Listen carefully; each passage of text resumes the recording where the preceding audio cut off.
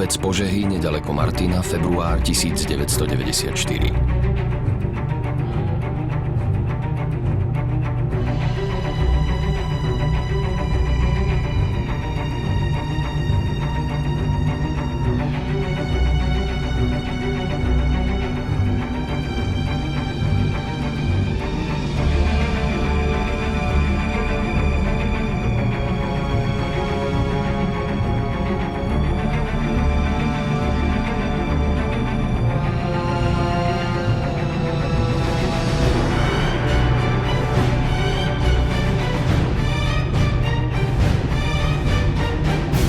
Ročný Jaroslav Garaj a 34-ročná Anna Garajová z Dubového sú rodičia 3 malých detí. 3-ročnej Veroniky, 2-ročnej Márie a 10-mesačného Vojtecha.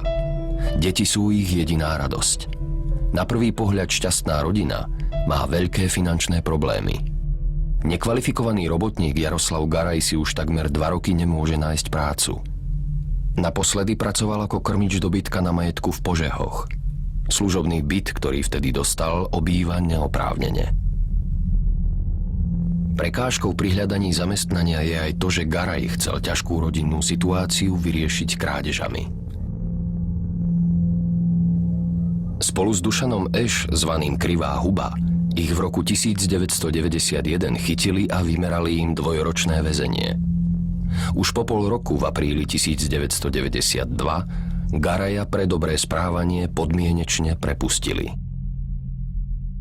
Obvinený bol podľa znalcov psychiatrov a psychológov, ktorí ho posudzovali, problémový už do detstva. Mal typické poruchy správania, to znamená kradol, túlal sa, bol agresívny voči vrstovníkom. A otec a starší bratia z mnohodetnej rodiny, z ktorej pochádzal, reagovali na tieto poruchy správania veľmi krutými telesnými trestami, čím vlastne len podporovali ten abnormný vývoj. On bol ako dieťa 3-krát psychiatricky liečený v 11, 14 a 17 rokoch. Dokonca sa jeden čas uvažovalo o vážnej psychickej poruche schizofrénii.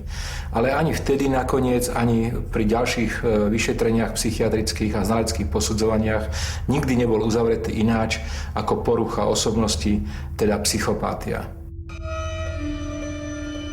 Manželia Garajovci sa svoju ťažkú životnú situáciu pokúsili riešiť podnikaním. Anna Garajová si vybavila licenciu na predaj vtedy veľmi populárnych stieracích žrebov. Lotéria im však peniaze ani šťastie nepriniesla. Potreby ich 5-člennej rodiny boli väčšie, než tento biznis vynášal. Odovzdávali preto len časť tržieb. Ostatné míňali na živobytie. Za necelé 2 roky ich dlh narástol na takmer 150 000 korún.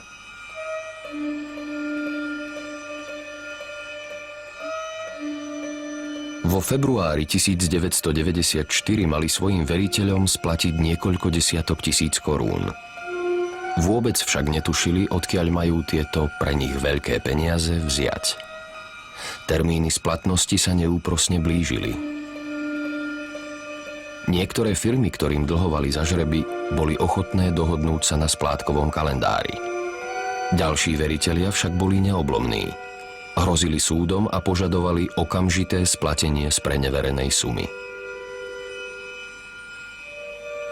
Požičať si už nebolo od koho a Garajovi sa zdalo, že situácia je beznádejná. Napokon to vyústilo v rodinnú tragédiu, na akú si Slovensko nepamätalo.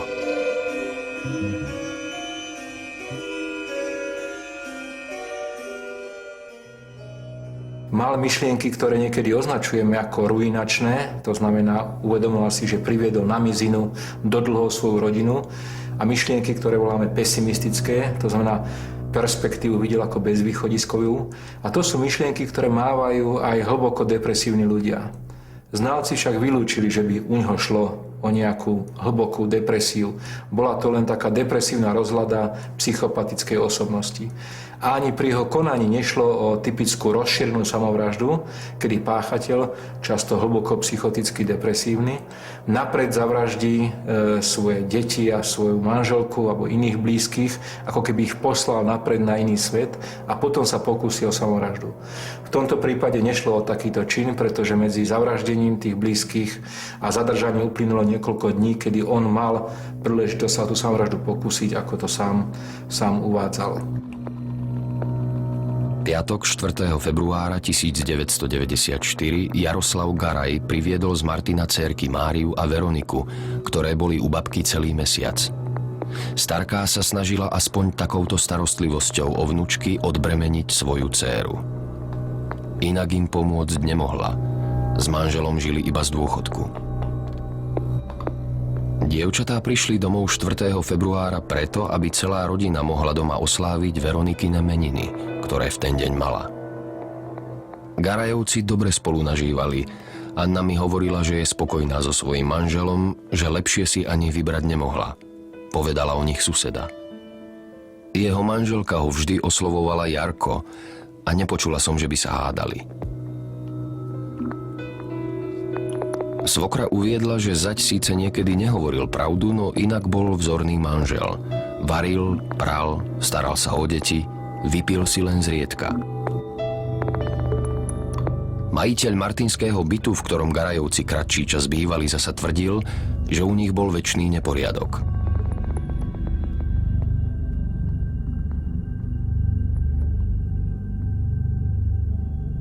Keď oslava skončila, uložili deti spať, chvíľu ešte pozerali televíziu a potom sa aj oni odobrali do spálne. Dlho však nemohli zaspať. O týždeň mali Červenému krížu v Martine splatiť vyše 9 000 korún, do 22. februára mali telocvičnej jednote v Žiline vrátiť takmer 35 000 korún.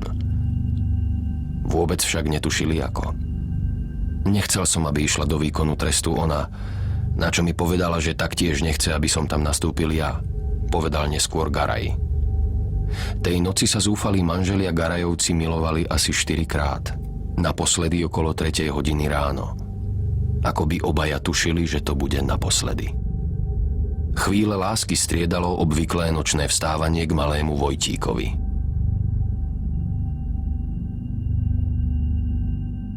V sobotu sa Jaroslav zobudil už okolo 7. Napustil si do vane vodu a dlho v nej rozmýšľal, ako ďalej. Vráti sa pre spreneveru do väzenia, alebo si má siahnuť na život. Deti v oboch prípadoch pôjdu do domova. Nič dobrého ich v živote nečaká.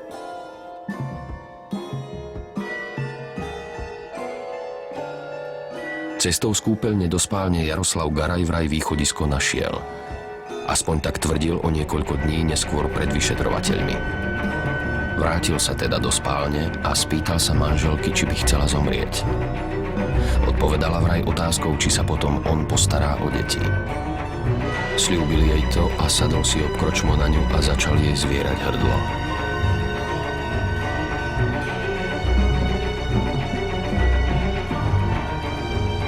Ani tento brutálny vrah však zrejme nezniesol pohľad na tvár svojej obete a prehodil jej cez tvár plienku. Anna bola prvou a jedinou ženou v živote vraha a úprimne ju vraj miloval. Anna Garajová sa nebránila a po niekoľkých minútach bola mŕtva.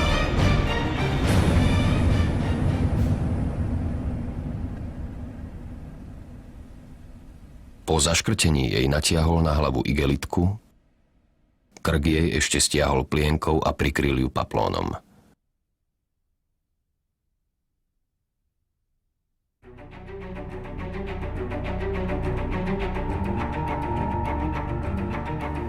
Krátko na to vošla do obývačky dcéra Veronika. Dievča sa otca spýtalo, kde je maminka. Odpovedal, že mamička ešte spí. Potom jej podľa vlastných slov dal pusu a spýtal sa jej, či by nechcela ísť do raja. Dievčatko vraj odpovedalo súhlasne. Nasledovali scény, aké na Slovensku nemajú obdobu. Garaj svoju ani nie 4-ročnú dcérku Veroniku brutálnym spôsobom znásilnil. Spôsobil jej pritom také vnútorné poranenia, z ktorých podľa znalcov musela utrpieť šok alebo aj upadnúť do bezvedomia. Potom ju zaniesol do kúpeľne a tam ju vo vani utopil. Vo vode, v ktorej sa krátko predtým okúpal. V deň svojej smrti mala Marienka Garajová 3 roky, 10 mesiacov a 18 dní. Podľa neskoršej Garajovej výpovede bolo poradie brutálnych činov opačné. Najprv vraj dcérku utopil, až potom ju sexuálne zneužil. Mŕtvej Veronike potom zobliekol pyžamu, telo zabalil do obliečky, zaniesol do obývačky a prikryl dekou. Potom zobudil dcéru Marienku. Aj ona sa spýtala ocka, kde je mamička. Odpovedal, že spí. Tiež sa jej spýtal, či chce ísť do raja. Ona povedala, že áno, a ešte sa spýtala, či tam budú aj zvieratká. O chvíľu stihol podobný osud ako jej sestru. Otec ju najprv pohlavne zneužil, potom utopil vo vani a mŕtve telo zabalil do obliečky. V deň svojej smrti mala Mária Garajová 2 roky, 11 mesiacov a 4 dní. V tej chvíli začal plakať syn Vojtech. Vrah ho vybral z postielky a trochu sa s ním pomaznal. Vojtík ma vtedy hladkal po tvári, vypovedal neskôr Garaj.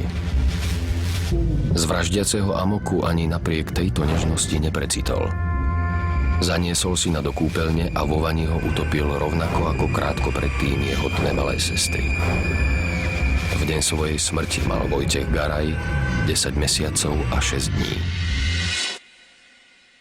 Svoje 3 bezbranné deti utopil Jaroslav Garaj oblečené v pyžamách.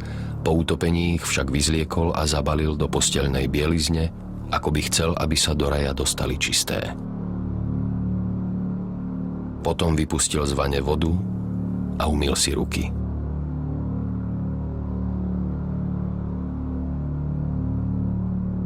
Do nástenného kalendára v kuchyni poznačil, že zabil svojich najbližších a pri každom mene uviedol aj dátum a hodinu ich smrti. Napísal tam aj odkaz, že sa zabije aj on. Vraj si pritom hovoril: oni budú v raji a ja v pekle. Pôjdem čoskoro za nimi. Vyšetrenie sa podľa záverov znalcov, súdnych psychiatrov, psychológov a súdnych lekárov dopustil pred usmrtením svojich detí veľmi brutálneho sexuálneho násilia, incestu na svojich 2 maloletých dcerách. Pritom nikdy predtým nie sú dokladované nejaké deviantné sklony alebo deviantné správanie u tohto človeka. Znalci, ktorí ho posudzovali, to uzavreli tak, že išlo skôr o takú nezrelú psychosexualitu a tie deviantné sklony, sadistické a pedofilné, boli skôr latentné, také skryté. A že sa vlastne ako keby odkryli a demaskovali až v tej situácii, keď došlo k tej vražde, keď ten páchateľ ako keby už nemal čo stratiť. A v tom okamžiku sa potom zachoval takýmto veľmi hrubým, deviantným spôsobom. On to sám nikdy nepriznal, ale dôkazy preto naozaj svedčia, že obidve tie maloleté dcery boli znásilnené. Asi o 9 hodine ráno sa vybral do Martina za svojím kamarátom Dušanom Eš, s ktorým kedysi spolupracoval a neskôr kradol a sedel vo väzení. Chcel sa s niekým opiť a otupiť tak svoju bolesť. Manželka odo mňa odišla a vzala so sebou aj deti, vysvetľoval Garaj dôvod, prečo mal chuť vypiť si. Garaj v krčme dokonca hral na automate a vyhral asi 200 korún.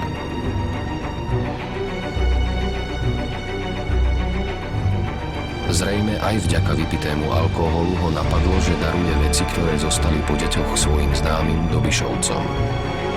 Vybrali sa teda späť na Požehy. Tam zabalili detské veci a z mrazničky zobrali nejaké potraviny. Dušan alias Krivá huba dostal za pomoc od Garaja odmenu a hodinky jeho mŕtvej manželky Anny.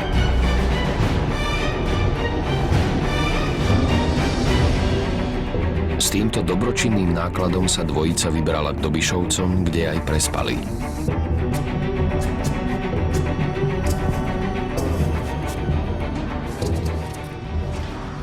Svedkovia, ktorí mali možnosť pozorovať správanie obvineného po čine, uvádzali, že si na ňom nič nevšimli, že sa správal relatívne účelne, bez nejakých veľkých emócií, nevideli na ňom žiadne známky rozrušenia. Boli teda prekvapení, keď sa dopočuli o tom brutálnom čine. Z hľadiska toho, čo vieme o jeho osobnosti, to nie je nič také výnimočné. pretože práve pre ľudí s takými ťažkými schizoidnými poruchami osobnosti je typický taký ten emočný chlad, kedy dokážu spáchať aj veľmi brutálne trestné činy a potom sú schopní neprejavovať akúkoľvek emóciu, necítiť nejaký súcit, necítiť nejakú lútosť nad tým činom.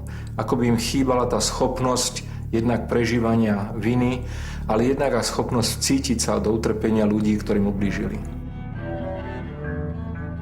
V nedeľu 6. februára ráno sa Garaj a Dušan Eš odobrali od Dobišovcov a opäť sa vydali na Požehy. Garaj sa cestou kamaráta pýtal, či má silný žalúdok, vraj by mu chcel niečo ukázať, no nevie, či to znesie. Naznačoval, čo spravil. Povedal mu, že jeho manželka už prosto nežije. Dušan mu neveril a smial sa. Úsmev na tvári mu však po príchode do bytu Garajovcov zamrzol. Garaj ho zaviedol do spálne a otvoril skriňu.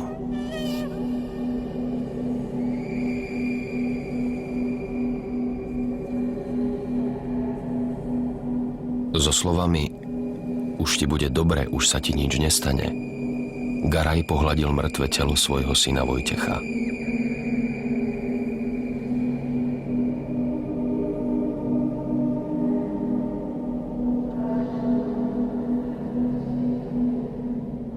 Bol som v šoku, niečo také som ešte nevidel.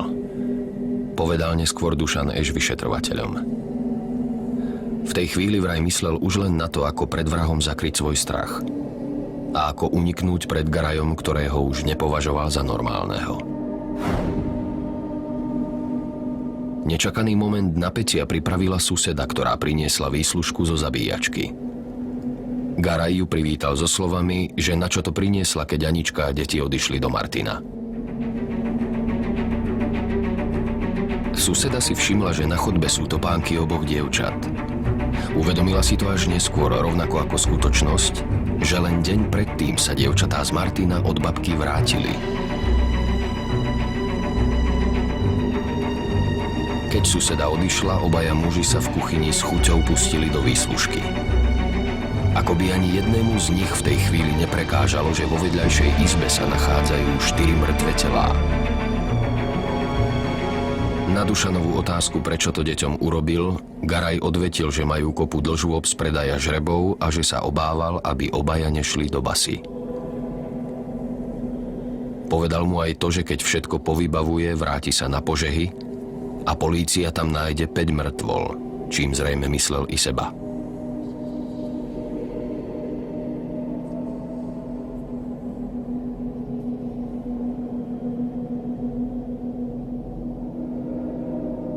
Dušan Eš tvrdil, že Garaj chcel zohnať pištoľ, ktorou si chcel vyrovnať účty so svokrovcami i švagrom, ktorí mu vraj nechceli požičať peniaze. Dušana sa pýtal, či by mu nemohol pomôcť zohnať nejakú devinu. On sa tejto možnosti uniknúť pred nevypočítateľným Garajom chytil. V Martine má vraj príbuzného, ktorý by mohol zohnať náboje.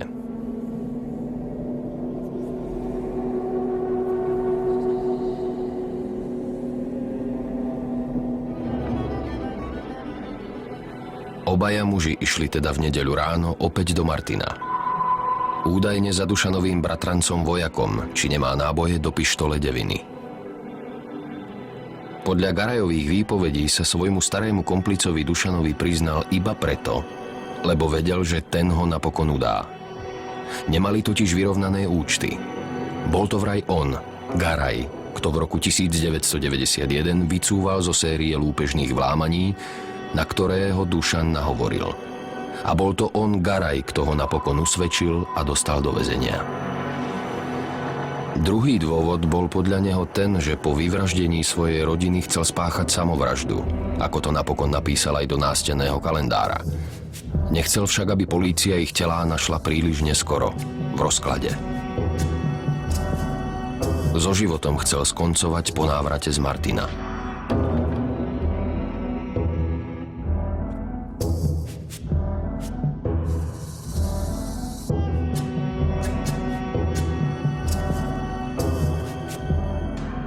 Garajov predpoklad bol správny.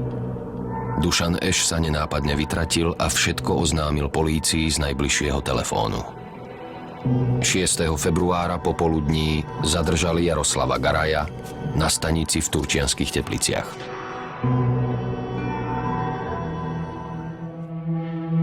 Samotný Jaroslav Garaj svoj skutok na psychologických a psychiatrických vyšetreniach zdôvodňoval rôzne. Podľa jedného z vysvetlení za to môže diabol. To vraj Satan chcel, aby sa Garaj vystavil zatrateniu a stratil tak možnosť stretnúť sa po vzkriesení s manželkou a deťmi, keďže on teraz pôjde do pekla. Inokedy zasa hovoril, že pohnútkou jeho konania bola bezvýchodisková situácia, čo sa týka úhrady za odpredané žreby. Prečo som im to vykonal, neviem uviesť a neviem si to ani vysvetliť.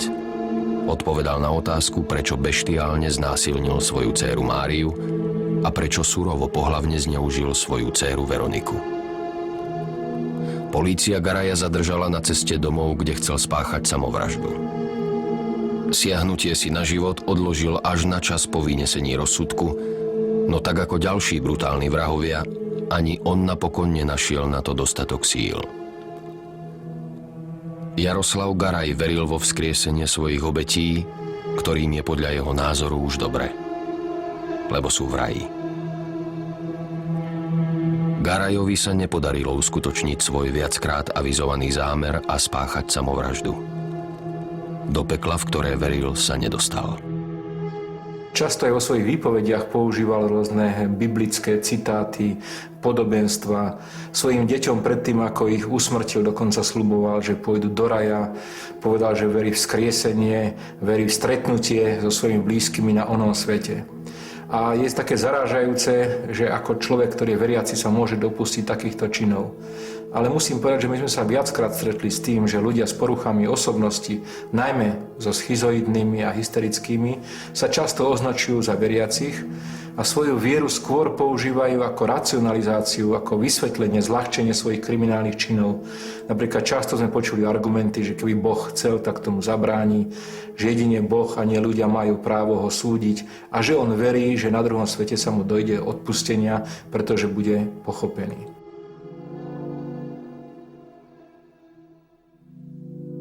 Drahí rodičia, ešte stále neviem pochopiť, ako som to mohol urobiť.